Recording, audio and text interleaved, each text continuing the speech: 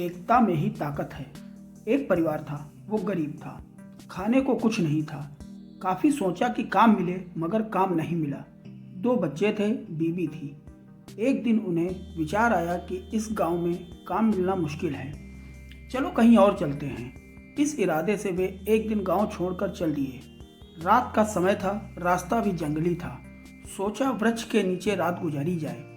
आदमी ने अपने एक लड़के को लकड़ी चुनने तथा दूसरे को पानी लाने के लिए भेज दिया तथा बीवी को चूल्हा बनाने के लिए कहा और उसने जगह साफ कर दी। चारों ने अपने अपने काम कर लिए। चूल्हा जलाया गया, पानी गर्म होने लग गया।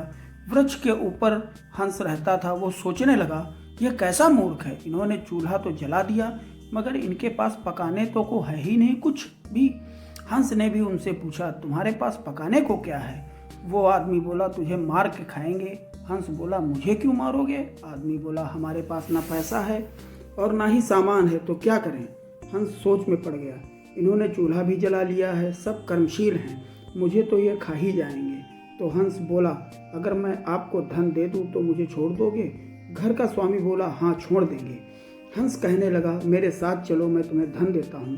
हंस उनको थोड़ी दूर ले गया और चोंच से इशारा किया और कहा कि यहाँ से निकाल लो। उन्होंने गड्ढा खोदा, वहाँ से धन निकाल लिया। हंस का धन्यवाद करके वापस अपने गांव आ गए और एक ही दिन में खूब मौज से रहने लग गए।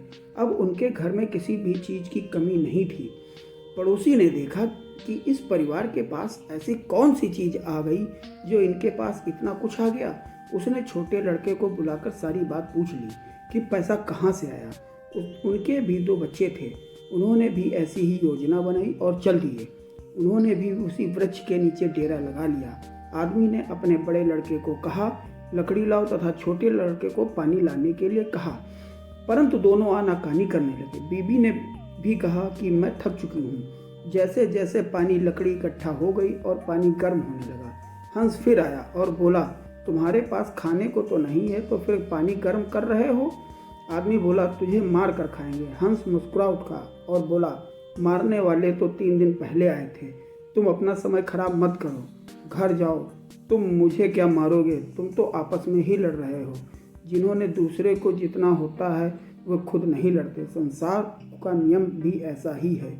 जिन लोगों ने तरक्की करनी है वे मिलकर चलते हैं और आज भी संसार में उन्हीं लोगों